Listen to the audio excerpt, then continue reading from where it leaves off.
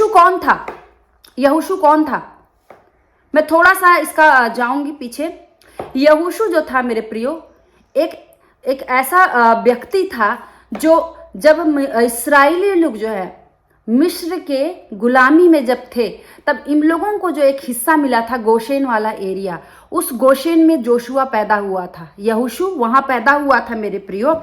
और जैसे ही मूसा की अगुवाई में इसराइलियों को मिस्र देश से कनान देश जब लेके जा रहे थे, जो आज का प्रेजेंट जिसको हम लोग इजराइल बोलते हैं, जब वहां लेकर के जा रहे थे मेरे प्रियो, तो ये जो है यहोशू, ये भी मूसा के पीछे पीछे था मेरे प्रियो, मूसा के पीछे पीछे था। और इसका एक क्या बोल सकते हैं कि मूसा गुरु था और ये इनका असिस्टेंट था।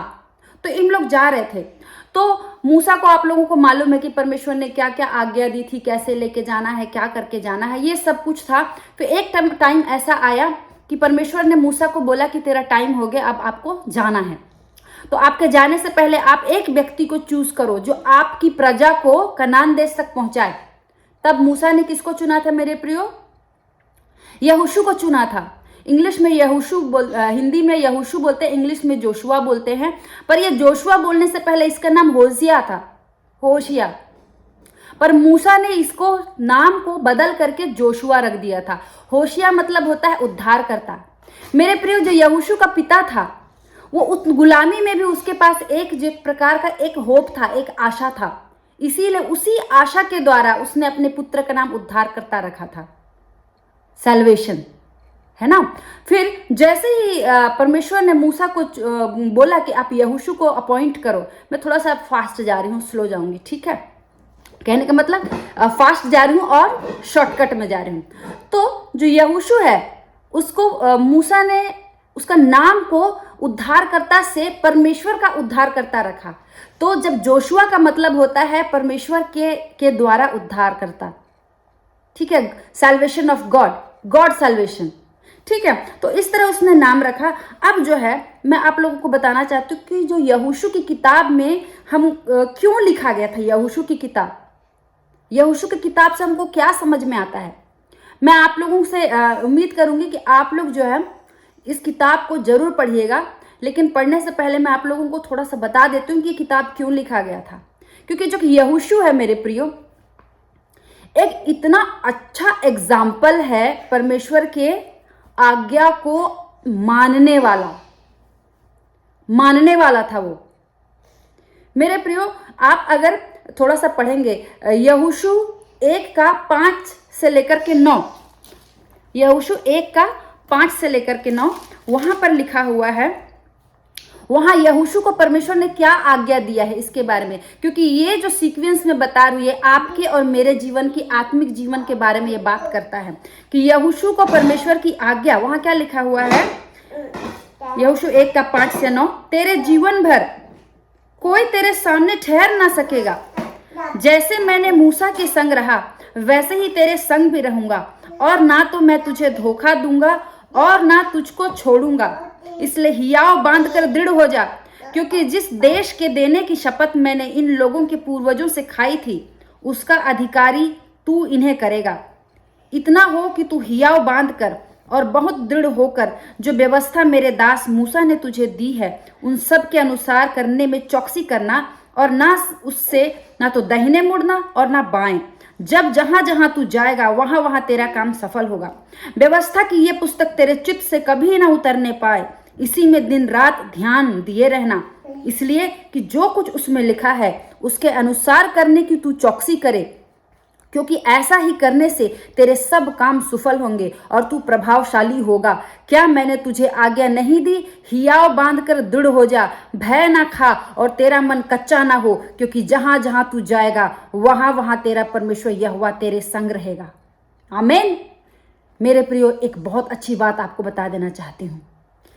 अगर आपके कान में यीशु मसीह के बारे में सुनाई दिया, आपको यीशु मसीह के बारे में कुछ भी थोड़ा सा अच्छा लगा, या कुछ भी चीज आपके अंदर यीशु का नाम सुनने से या उसको पढ़ने से, उसके वचन से कुछ भी अगर आपको महसूस हुआ, तो there is a calling my friend, there is a calling.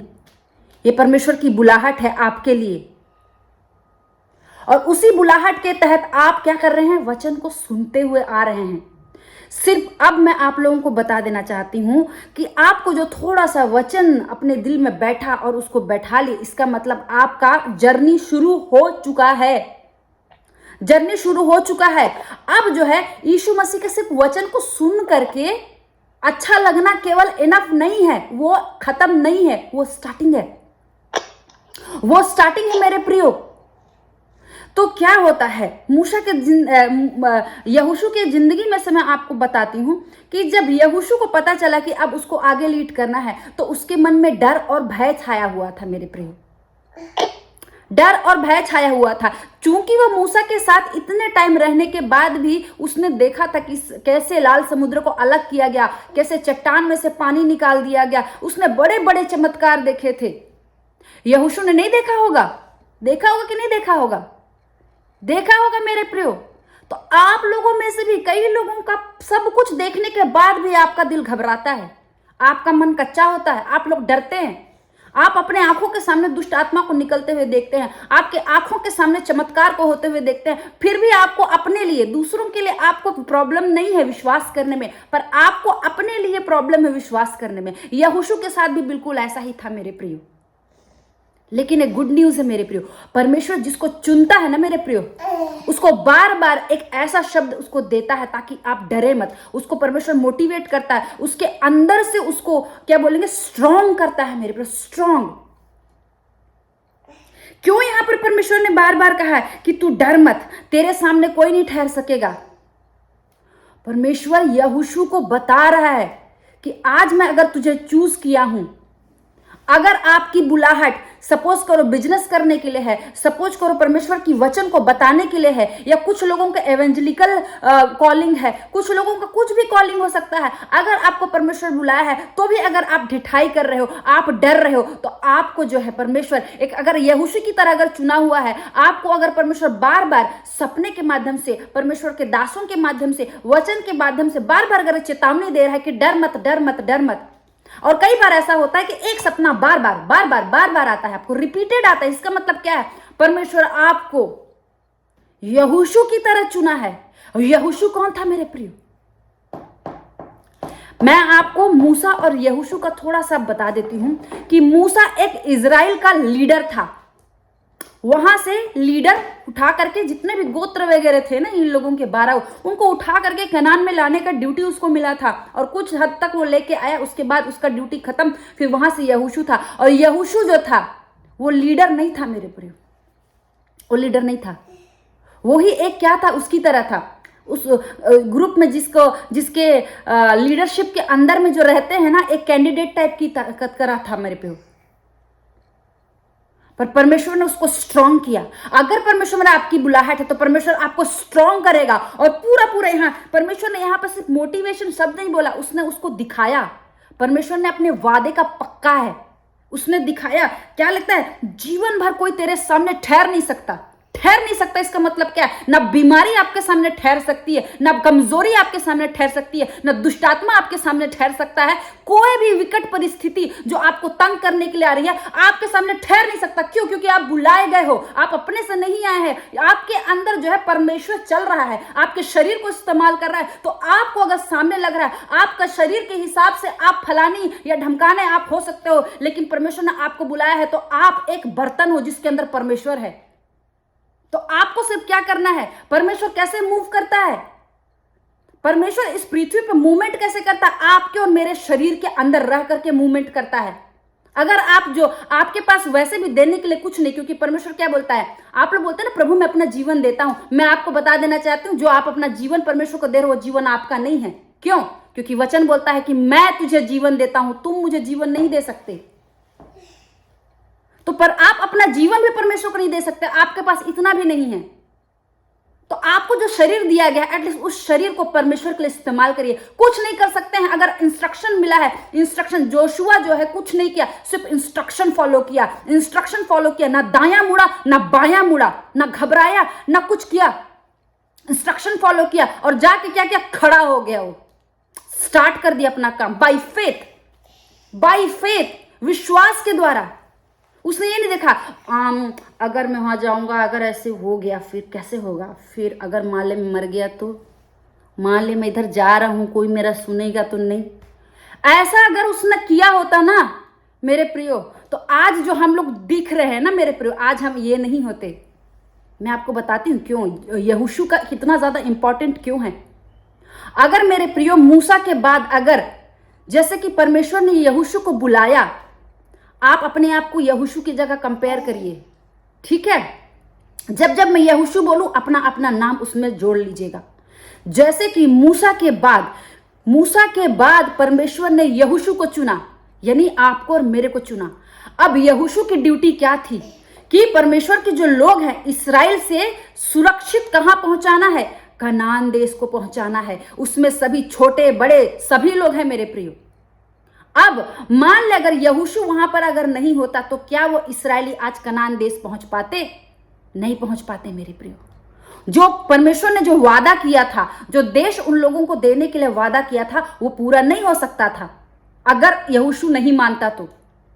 अगर मान ले सोचने वाली बात है, अगर आपको परमेश्वर यहोशू की तरह इस्तेमाल किया है, अगर आप अपना काम नहीं कर रहे हो तो सोचिए आपके लिए जितना परमेश्वर ने इतने सारे लोगों को रखा होगा कि सब जो है पापों से छूट करके परमेश्वर के राज्य में प्रवेश करे, उसकी ड्यूटी आपको दी गई है। अगर आप नहीं करोगे तो सोचिए क्या होगा।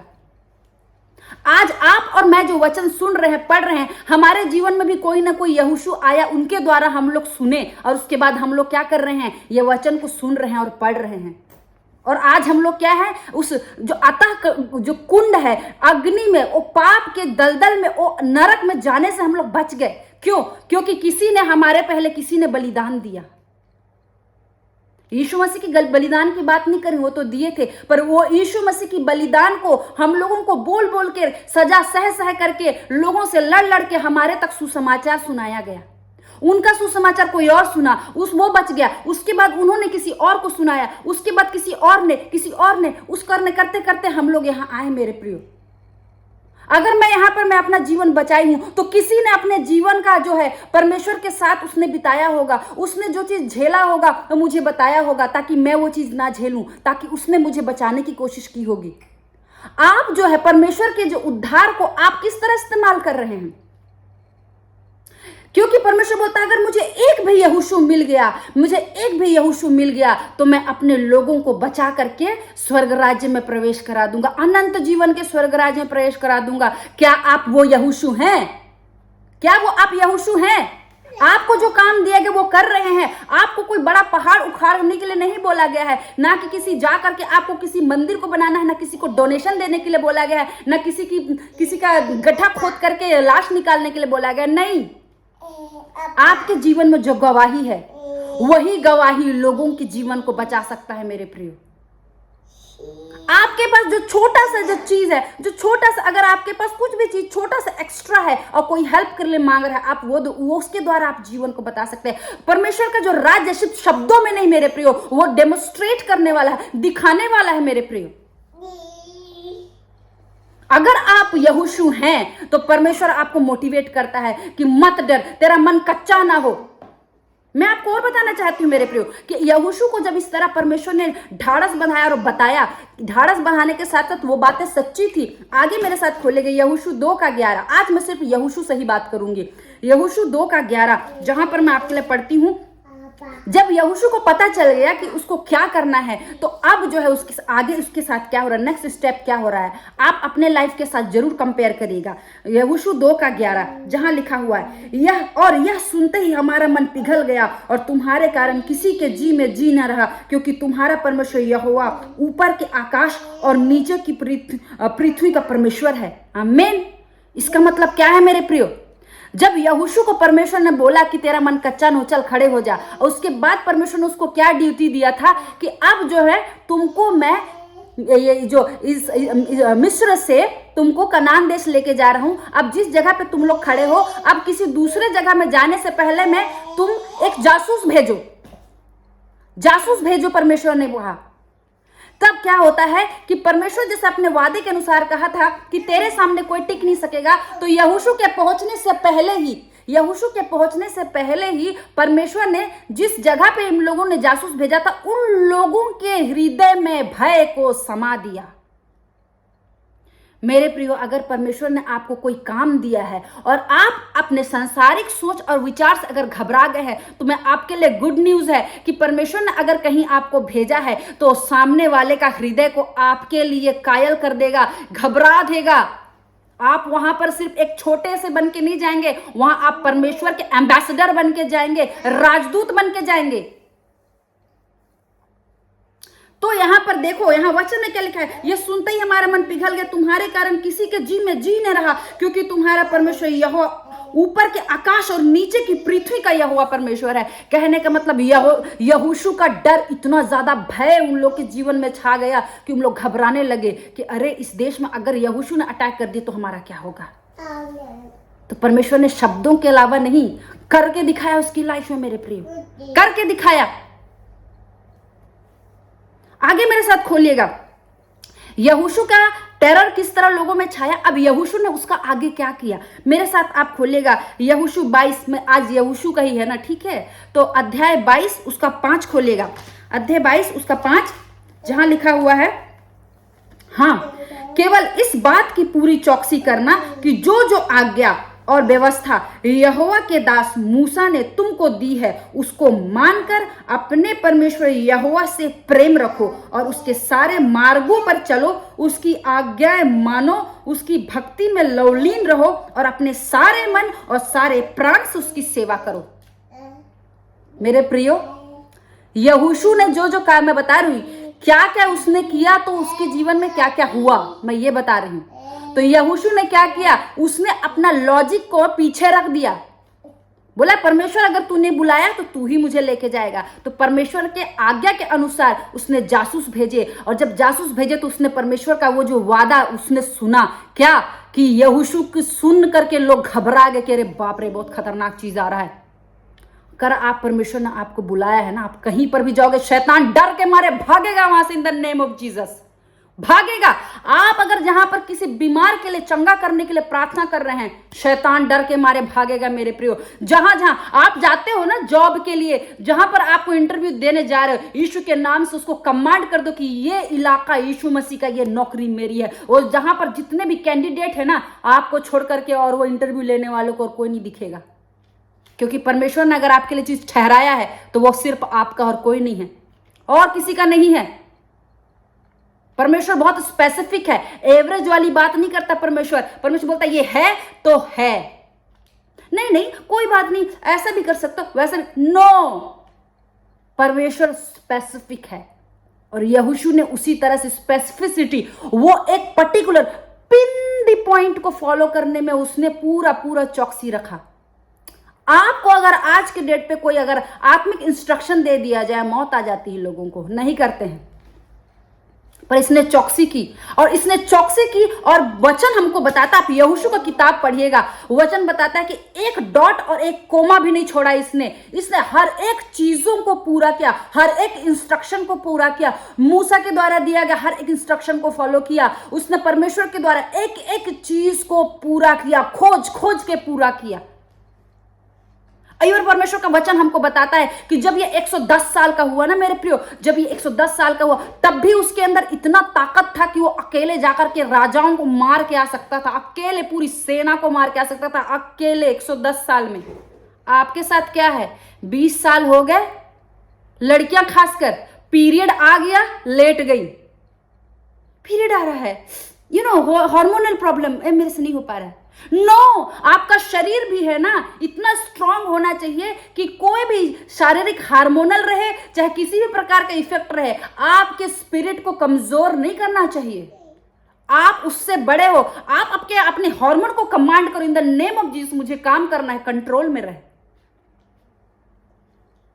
आप अपनी बॉडी को कंट्रोल में कर सकते हैं अगर आप परमेश्वर की वचन को मान रहे हैं, उसकी आज्ञाओं को मान रहे हैं, एक एक चीज को मान रहे हैं। तो क्यों आपके पास ये अधिकार नहीं है? क्योंकि परमेश्वर बोलता है अगर तुम मेरी आज्ञाओं को मानोगे तो ये सारी चीजें तुम कर सकते हो। अगर आप आज्ञा को मान रहे हो तो क्यों आपके लाइफ में प्रॉब्लम आ रही है?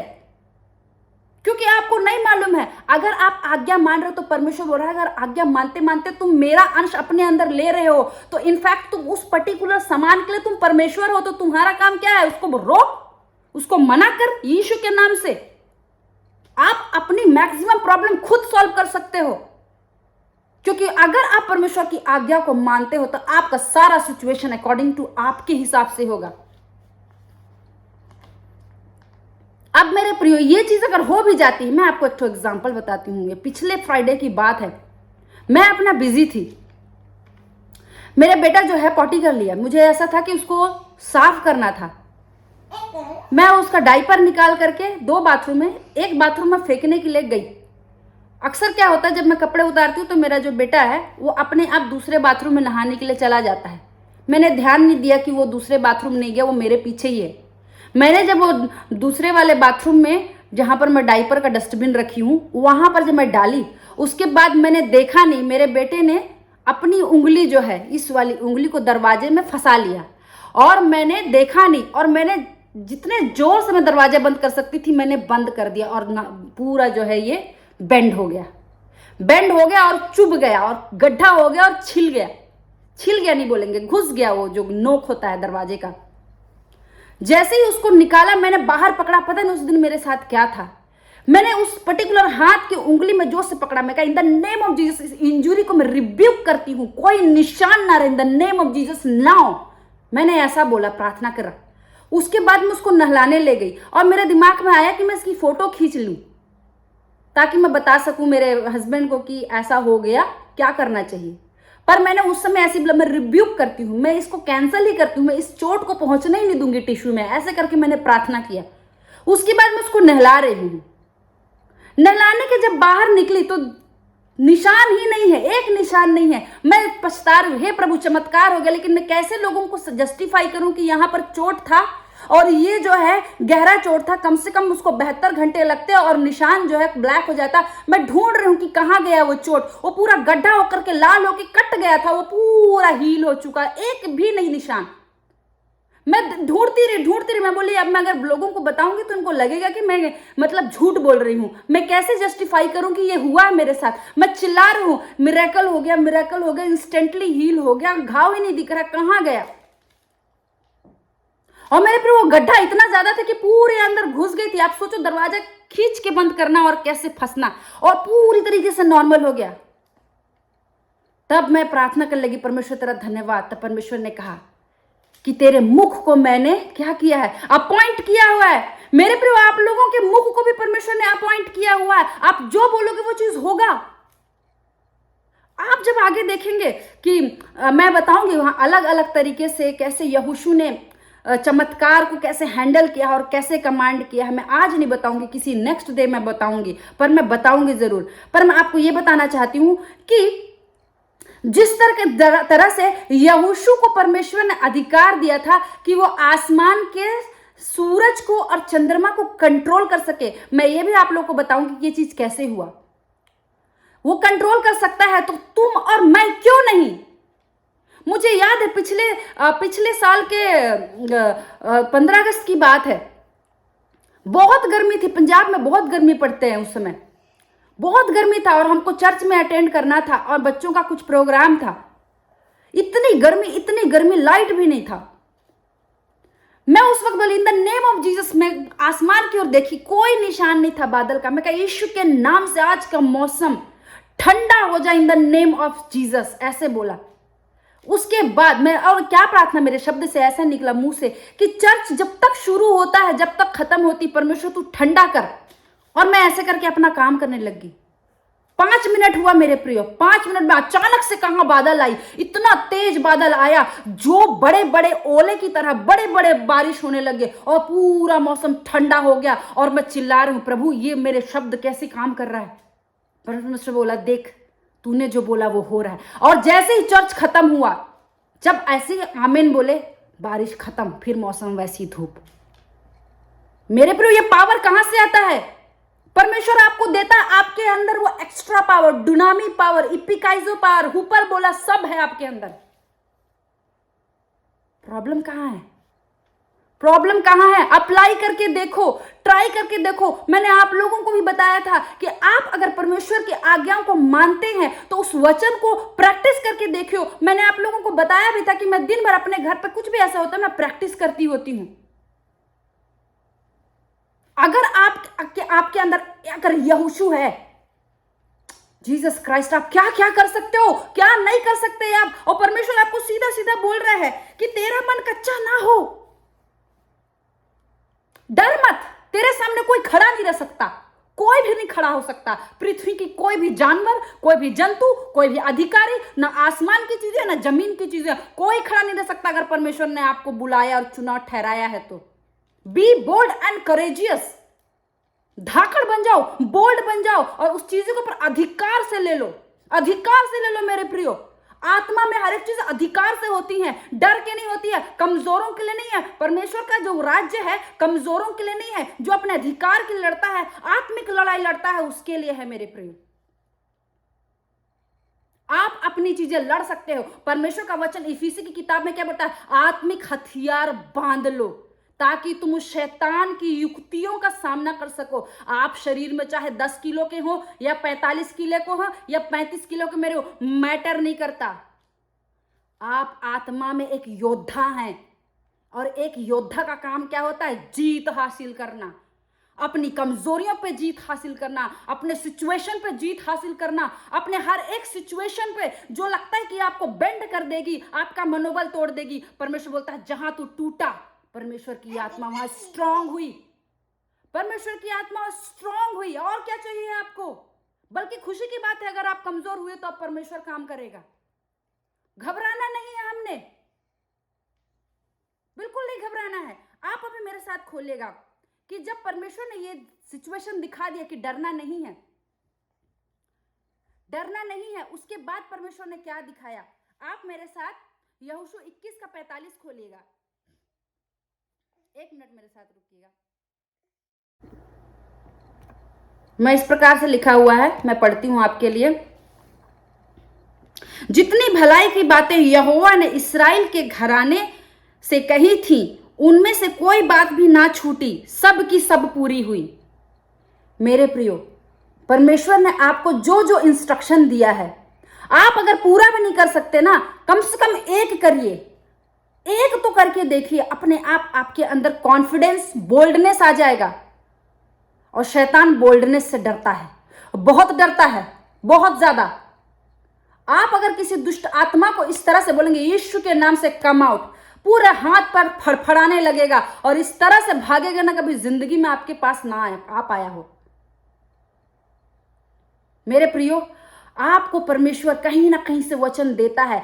आपको आपकी आत्मिक कान को स्ट्रांग करना पड़ेगा सुनने के लिए, क्योंकि यहोशू ने फोकस किया। फोकस क्या ऐसे नहीं हुआ होगा मेरे प्रियो कि जब इतने सारे लोगों को, आप जब मूसा की स्टोरी सुनोगे तब मूसा के पास कैसे बड़बड़ किए थे? आपने तो मीट खाता है, हमको मन्ना खिला खिला के बोर कर दिया, हमको मीट खाना है। और मीट खाने के लिए हम लोग रो रहे हैं। तब मूसा ने कैसे बोला कि परमेश्वर क्या मैं प्रेग्नेंट था इन लोगों से? क्या मैंने इनको पैदा किया? अब मेरा हेडेक बन गया इनको मीट खिलाने के लिए। तब परमेश्वर ने क्या किया? उनको मीट खिलाया। तो सोच सकते हो कि एक जो लीडर है, एक जो परमेश्वर के लोगों को परमेश्वर के राज्य तक पहुंचाने का जो काम करता है, उसको हर प्रकार की चीज सुननी पड़ती है। अच्छी बातें भी सुननी पड़ती है, बुरी बातें भी सुननी पड़ती हैं। अगर आप लोगों की तरफ फोकस हो जाओगे ना मेरे प्रियो, आप डिस्ट्रॉय हो जाओगे। मैं आपको बताना चाहती हूं कि क्यों परमेश्वर ने यहोशू को ही क्यों चुना। क्योंकि बाइबल हमको बताती है जब मूसा ने उस पर्टिकुलर देश का जब जासूस बन करके उनको भेजा गया था, मेरे प्रियो, बाकी लोगों ने नेगेटिव बात लेकर के आए थे। ओ, वहां रपाई जाति के लोग रहते हैं। आपको बता दूं, रपाई जाति जो होते हैं, इन लोग शूरवीर होते थे। इन लोग इंसान और स्वर्गदूत के कॉम्बिनेशन के बच्चे थे। इन लोग कम से कम 30-45 फीट के होते थे। इन लोग जाइंट होते थे। जैसे आप लोगों ने उसका सुना होगा ना, दाऊद और किसका लड़ाई होता था? कौन था दाऊद के साथ? किसकी लड़ाई हुई थी? इतना याद है? याद है किसके साथ हुई थी? गोलियत। तो गोलियत उसी प्रजाति का था, तो रपाई जाति के अंदर आते थे। तो उन लोग को जब परमेश्वर ने स्पाई बना के भेजा था, उन लोगों को जासूस बना के भेजा था, तो उन लोग वहां जा करके क्या देख करके आए और आके क्या रिपोर्टिंग करते हैं, मत जाना, बहुत बड़े बड़े लोग हैं, 30-35 फीट के, हमको दबा के चटनी की तरह मार देंगे। इस तरह उन लोगों ने लेकर के आया था कमेंट। लेकिन बाइबल हमको बताती है कि ये जो कालेब, जिसको हिंदी में कालेब बोलते हैं, इंग्लिश में केलब है, ये यहोशू और केलब, ये दो लोग ही सिर्फ पॉजिटिव चीज लेके आए थे। मेरे प्रियो, परमेश्वर उन लोगों को पसंद करता है जो नेगेटिव सिचुएशन में भी पॉजिटिव चीज को निकाल लें। क्या आपके अंदर वो क्वालिटी है कि खाली आपको सिर्फ नेगेटिव चीज ही दिखती है? फलाना नहीं है, धमकाना नहीं है, ऐसे नहीं है, वैसे नहीं है, खाली शिकायत शिकायत शिकायत, जब देखो खाली प्रॉब्लम प्रॉब्लम प्रॉब्लम प्रॉब्लम। मेरी लाइफ में भी ऐसी था मेरे प्रियो, मैं भी बहुत फ्रस्ट्रेटेड रहती थी, हर चीज पे मुझे प्रॉब्लम दिखता था, किसी भी चीज में मुझे पॉजिटिवनेस नहीं दिखते थे। परमेश्वर मुझे तब तक वो सिचुएशन में डाला, तब तक जब तक मैं खुद उस सिचुएशन से पॉजिटिव चीज ना ढूंढ लूं। मेरे प्रियो, आप लोगों को अगर सिचुएशन आपका बुरा है, आपके नेगेटिव में चल रहा है, अगर उसमें से भी अगर आप पॉजिटिव ढूंढने सक गए तो कांग्रेचुलेशन, परमेश्वर का ये वचन काम करेगा। कोई भी बात उसमें से ना छूटेगी और सब की सब बातें पूरी होगी आपके साथ जो प्रॉमिस किया है। आप ग्रहण करो in the mighty name of Jesus. तो आपको क्या करना है? क्या करना है? नेगेटिव सिचुएशन में भी आप लोगों को पॉजिटिव ढूंढ के रखना है। जब ढूंढ के रखोगे तो आप जस्टिफाई करते हो कि आपको क्यों चुना गया है। अब जो है, आपको सपोज करो परमेश्वर ने जहां आपको पहुंचाना था वहां पहुंचा दिया, अब आगे क्या? आपकी बुलाहट सपोज करो परमेश्वर ने वचन बताने के लिए दे दिया, ठीक है, अब वचन बताने लग गए, अब आप आगे क्या? क्या आप उस जगह को मेंटेन करके रख रहे हो कि कैजुअल ले रहे हो? जिस बुलाहट को परमेश्वर ने आपको बुलाया है उसको, हाँ परमेश्वर तो मेरा फ्रेंड है, एक्सक्यूज मी, परमेश्वर आपका फ्रेंड नहीं है। ये तो परमेश्वर आपको इतना प्यार करता है कि आपको उस लेवल तक अपने आप को गिरा दिया है। परमेश्वर आपसे इतना प्रेम करता है इसीलिए आप फ्रेंड बोल रहे हो, जबकि मनुष्य जो है इसकी कोई औचित्य नहीं बनता है कि परमेश्वर को अपना फ्रेंड बोल सके। और परमेश्वर अगर आपके लिए गवाही दे रहा है तो बहुत बड़ी बात है। आप मेरे साथ खोलिए यहोशू 24:15, यहोशू 24:15, जहां लिखा हुआ है, और यदि यहोवा की सेवा करनी तुम्हें बुरी लगे तो आज चुन लो कि तुम किसकी सेवा करोगे, चाहे उन देवताओं की जिनकी सेवा तुम्हारे पुरखा महानद के उस पार करते थे, और चाहे एमोरियों के देवताओं की सेवा करो जिनके देश में तुम रहते थे, परंतु मैं तो अपने घराने समेत यहोवा की सेवा नित्य करूंगा। मेरे प्रियो, अब मेरी बात सुनिए। आप लोगों को जो परमेश्वर है डिसाइड करने के लिए बोल रहा है, आप 10% शैतान की मेज से नहीं खा सकते और 90% परमेश्वर के मेज से नहीं खा सकते। आप चाय और कॉफी को दोनों मिक्स करके नहीं पी सकते क्योंकि वो जहर बन जाएगा। या तो आप कॉफी पी लो या तो आप चाय पी लो, या तो आप शैतान की मेज से खाओ या तो परमेश्वर की मेज से खाओ। आप चुन लो, क्योंकि अगर आप एक चीज पे फोकस रहोगे मेरे प्रियो, एक चीज पे फोकस रहोगे तो आपके पास बहुत सारा जो डिस्ट्रैक्ट करने वाली चीजों को आप हटा सकते हो। आप जो एक चीज पे फोकस करिए और उस फोकस को पूरा करने के लिए जो जो चीज परमेश्वर आपको दे रहा है बस उसमें चलते चलिए चलते चलिए चलते चलिए। यहोशू की तरह परमेश्वर कहता है मुझे सिर्फ एक यहोशू चाहिए, सिर्फ एक यहोशू चाहिए ताकि मैं अपने लोगों को कहां पहुंचा सकूं? परमेश्वर के राज्य में। क्या आप वो यहोशू हैं? क्या आप वो यहोशू हैं? मेरे प्रियो, बहुत सी ऐसी बातें हैं जो यहोशू के जीवन से हम सीख सकते हैं, लेकिन ये पार्ट जो है मैं आपको नेक्स्ट बताऊंगी, नेक्स्ट पार्ट में बताऊंगी और एक एक मिरेकल को मैं डिस्क्राइब करके बताऊंगी, क्योंकि ये जो चीजें मेरे लाइफ में हुई है मेरे प्रियो, बिल्कुल ये बहुत सी ऐसी बातें हैं जो मेरे लाइफ को टच किया और एक नया जीवन दिया मेरे प्रियो। मैं आपको दिखाना